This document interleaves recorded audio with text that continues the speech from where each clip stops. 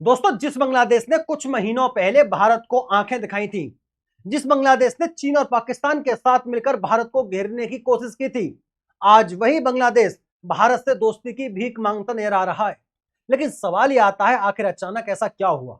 क्यों बांग्लादेश के सुर बदल गए और क्यों अब वही लोग कह रहे हैं कि भारत और बांग्लादेश को पुरानी गलतियां भूलकर आगे बढ़ना चाहिए? दोस्तों, अंतरराष्ट्रीय राजनीति में कोई स्थायी दोस्त या दुश्मन नहीं होता, सिर्फ हित होते हैं। और आज बांग्लादेश को समझ आ गया है कि साउथ एशिया में अगर कोई देश उसके सबसे ज्यादा काम आ सकता है तो वो सिर्फ है भारत देश। साथियों, हाल ही में बांग्लादेश की तरफ से बयान आता है कि सीमा पर बार बार बांग्लादेशी नागरिकों को गोली क्यों मारी जा रही है। लेकिन भारत की तरफ से साफ कहा गया है, सीमा पर मारे गए लोग सामान्य नागरिक नहीं थे, बल्कि तस्करी और गैर कानूनी गतिविधियों में शामिल हुए लोगों को ही मारा गया है। अब यहां सबसे बड़ा सवाल उठता है, भारत आखिर इतने समय तक शांत क्यों रहा? जब बांग्लादेश में हिंदुओं पर हमला हो रहे थे, भारत विरोधी बयान दिए जा रहे थे, चीन और पाकिस्तान के साथ डिफेंस डील हो रही थी, तब भारत ने कोई बड़ा रिएक्शन क्यों नहीं दिया? क्योंकि भारत लॉन्ग गेम खेल रहा था। भारत जानता था कि जियोग्राफी और इकोनॉमी आखिरकार बांग्लादेश को वापस भारत की तरफ आने पर मजबूर कर देगा। दोस्तों, इंडिया बांग्लादेश बॉर्डर दुनिया की सबसे मुश्किल सीमाओं में गिनी जाती है। इस सीमा की लंबाई लगभग 4096 किलोमीटर है। यह सीमा पश्चिम बंगाल, आसाम, मेघालय, त्रिपुरा और मिजोरम से जुड़ती है। सबसे बड़ी समस्या यह है कि लगभग 25 से 30% इलाका नदी, दलदल और खुले मैदानों से भरा हुआ है, यानी वहां फेसिंग करना बेहद मुश्किल है। इसी कारण इन्फिल्ट्रेशन, स्मगलिंग और इलीगल मूवमेंट लगातार होते रहते हैं। और यही वजह है कि बांग्लादेश भारत की नेशनल सिक्योरिटी के लिए बेहद महत्वपूर्ण हो जाता है। लेकिन दोस्तों, असली गेम यहां से शुरू होता है। जब ईरान इजराइल वॉर की वजह से पूरी दुनिया में एनर्जी क्राइसिस बढ़ा, तब बांग्लादेश में डीजल और इलेक्ट्रिसिटी क्राइसिस शुरू हो गया है। और उस समय कौन मदद के लिए आगे आया? याद कीजिए, सिर्फ और सिर्फ एक ही देश, वो है भारत। भारत ने फ्रेंडशिप पाइपलाइन के जरिए बांग्लादेश को डीजल सप्लाई किया, यानी जिस पाइपलाइन का बांग्लादेश में कभी विरोध हुआ करता था, आज वही उनकी सबसे बड़ी जरूरत बन चुकी है।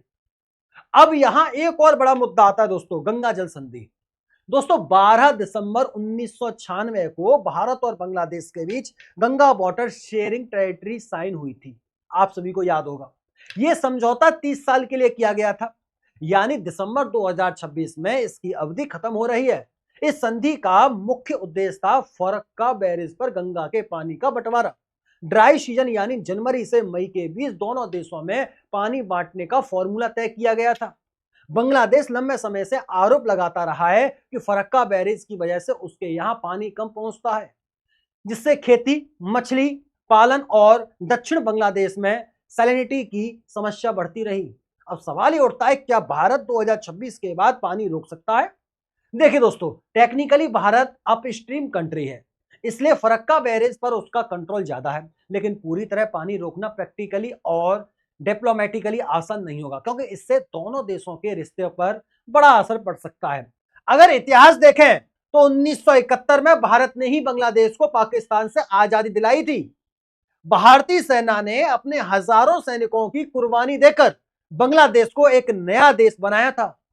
लेकिन समय के साथ वहां की राजनीति बदलती चली गई, कभी संबंध अच्छे हुए तो कभी खराब।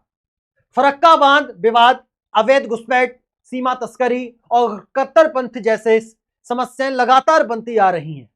फिर आया वो दौर जिसे भारत बांग्लादेश संबंधों का गोल्डन एरा कहा जाता है, जब शेख हसीना की सरकार थी। 2009 से 2024 तक दोनों देशों के रिश्ते लगातार मजबूत हुए, रेल कनेक्टिविटी बढ़ी, व्यापार बढ़ा, सुरक्षा सहयोग बढ़ा और सबसे बड़ी बात, भारत के पूर्वोत्तर राज्यों के लिए बांग्लादेश एक अहम कनेक्टिविटी पार्टनर बन गया। लेकिन फिर बांग्लादेश में सत्ता परिवर्तन हुआ, यूनिट सरकार आई और उसके बाद हालत तेजी से बदलने लगी।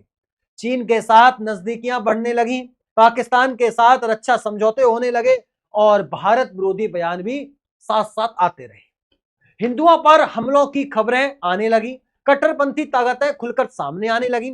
ऐसा लगने लगा कि बांग्लादेश पूरी तरह चीन और पाकिस्तान के प्रभाव से जा रहा है। लेकिन भारत तब भी शांत रहा। क्योंकि भारत को पता था कि भूगोल और वास्तविकता आखिरकार बांग्लादेश को वापस भारत की तरफ आने पर मजबूत कर देगी। इसलिए अभी दोनों देशों के बीच नेगोशिएशन शुरू हो चुकी है और 2026 में नया समझौता होने की संभावना जताई जा रही है। और यही बांग्लादेश की सबसे बड़ी चिंता है, क्योंकि उसे समझ आ गया है कि अगर भारत के साथ रिश्ते खराब हुए तो एनर्जी से लेकर पानी तक हर चीज संकट में आ सकती है। दोस्तों, अब सवाल यह आता है कि आखिर बांग्लादेश भारत के सामने इतना नरम क्यों पड़ गया अचानक से। तो इसका सबसे बड़ा कारण है भूगोल, व्यापार, ऊर्जा और सुरक्षा। क्योंकि चाहे बांग्लादेश कितना भी चाइना और पाकिस्तान के करीब जाने की कोशिश कर ले, लेकिन जमीन की सच्चाई यही है कि बांग्लादेश तीन तरफ से भारत से घिरा हुआ है। उसकी इकोनॉमी से लेकर ट्रांसपोर्ट तक बहुत कुछ भारत पर निर्भर करता है। अगर व्यापार की बात करें तो भारत बांग्लादेश का सबसे बड़ा ट्रेडिंग पार्टनर है। बांग्लादेश को कच्चा माल, कपास, दवाइयां, पेट्रोलियम, खाद और कई जरूरी चीजें भारत से मिलती हैं। इतना ही नहीं, भारत बांग्लादेश को बिजली भी सप्लाई करता है। यानी अगर भारत चाहे तो बांग्लादेश के एनर्जी सिस्टम पर सीधा असर पड़ सकता है। और यही कारण है कि अब बांग्लादेश को समझ आने लगा है कि भारत से टकराव उसे भारी पड़ सकता है। लेकिन दोस्तों, सबसे बड़ा मास्टर स्ट्रोक यहां आता है, न्यूक्लियर पावर प्रोजेक्ट। बांग्लादेश इस समय अपने पहले न्यूक्लियर पावर प्लांट यानी कि रूपपुर न्यूक्लियर पावर प्लांट को तेजी से पूरा करना चाहता है। इस प्रोजेक्ट में रसिया भी शामिल है और इंडिया भी टेक्निकल सपोर्ट दे रहा है। बांग्लादेश को समझ आ गया है कि आने वाले समय में एनर्जी ही सबसे बड़ी ताकत बनने वाली है। अगर इंडिया का सपोर्ट नहीं मिला तो उसका पूरा एनर्जी फ्यूचर खतरे में पड़ सकता है। अब यहां चाइना की बात करना भी जरूरी हो जाती है दोस्तों। जब यूनिस सरकार आई तब बांग्लादेश तेजी से चाइना की तरफ झुकने लगा।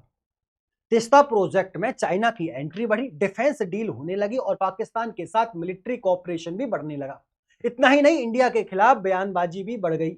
यहां तक कहा गया कि चाइना को इस इलाके में ज्यादा स्ट्रेटेजिक रोल दिया जा सकता है और यही इंडिया के लिए सबसे बड़ा खतरा था। क्योंकि अगर चाइना को बांग्लादेश में स्ट्रेटेजिक एक्सेस मिल जाता तो इंडिया के नॉर्थ ईस्ट स्टेट यानी सेवन सिस्टर पर बहुत बड़ा प्रेशर बन सकता था। अब जरा सिलीगुड़ी कॉरिडोर को समझिए। दोस्तों, सिलीगुड़ी कॉरिडोर, जिसे चिकन नेक भी कहा जाता है, वो सिर्फ 20 से 22 किलोमीटर चौड़ा एक बेहद संवेदनशील इलाका है जो इंडिया के नॉर्थ ईस्ट को बाकी इंडिया से जोड़ता है।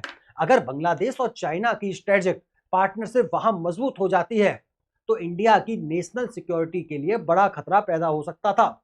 लेकिन इंडिया ने यहां जल्दबाजी नहीं की। इंडिया ने मिलिट्री रिएक्शन देने की बजाय डिप्लोमेटिक गेम खेला और यही इंडिया की सबसे बड़ी ताकत रही। भारत ने बांग्लादेश के साथ रिश्तों को संभालने के लिए नई डिप्लोमेटिक कदम उठाई, पॉलिटिकल अंडरस्टैंडिंग बढ़ाई गई, कनेक्टिविटी प्रोजेक्ट बढ़ाए गए और धीरे धीरे दोनों देशों के रिश्तों को रीसेट मोड में लाया गया। अब भविष्य की बात करें तो चुनौतियां अभी भी खत्म नहीं हुई है दोस्तों। Illegal infiltration, border smuggling, water dispute और मिनॉरिटी सिक्योरिटी जैसे मुद्दे अभी भी मौजूद हैं। लेकिन इसके बावजूद इंडिया लगातार कोशिश कर रहा है कि पड़ोसी देशों के साथ स्टेबिलिटी बनी रहे। साथियों, क्योंकि इंडिया अच्छी तरह जानता है कि अगर पड़ोसी देश अनस्टेबल होंगे तो उसका सीधा असर इंडिया की नेशनल सिक्योरिटी पर पड़ेगा और यही इंडिया की फॉरेन पॉलिसी का सबसे बड़ा लक्ष्य भी है, नेबरहुड फर्स्ट। लेकिन दोस्तों, सबसे बड़ा सवाल अभी भी बाकी है, क्या बांग्लादेश सच में बदल गया है? क्या ये दोस्ती दिल से है? क्या ये दोस्ती के लायक है या सिर्फ मजबूरी की राजनीति है? क्योंकि इतिहास गवाह है, बांग्लादेश के रिश्ते भारत के साथ हमेशा ऊपर नीचे होते रहे हैं। कभी दोस्ती, कभी तनाव, कभी सहयोग, तो कभी चाइना और पाकिस्तान की तरफ झुकाव। लेकिन फिलहाल इतना जरूर साफ हो चुका है कि भूगोल, व्यापार, ऊर्जा, पानी और सुरक्षा, इन 5 चीजों ने बांग्लादेश को फिर से भारत की तरफ आने पर मजबूर कर दिया है।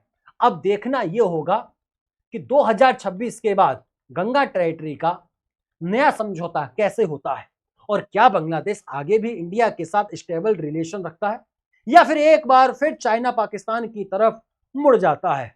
बाकी इस पूरे मुद्दे पर आपकी क्या राय है? अपना ओपिनियन, अपने विचार हमें कमेंट बॉक्स के माध्यम से जरूर बताइएगा। क्या इंडिया को बांग्लादेश पर भरोसा करना चाहिए या फिर सावधानी के साथ आगे बढ़ना चाहिए? कमेंट करके जरूर बताइएगा। अगर वीडियो दोस्तों पसंद आई हो तो भी लाइक कर देना, दोस्तों में शेयर कर देना। चैनल को सब्सक्राइब नहीं किया है तो चैनल को सब्सक्राइब भी जरूर कर दीजिएगा। फिर मुलाकात होती है ऐसी शानदार, दिलचस्प, बेहतरीन अपडेट के साथ। तब तक के लिए नमस्कार, राधे राधे, राम राम, जय श्री राम, जय हिंद, जय भारत, वंदे मातरम।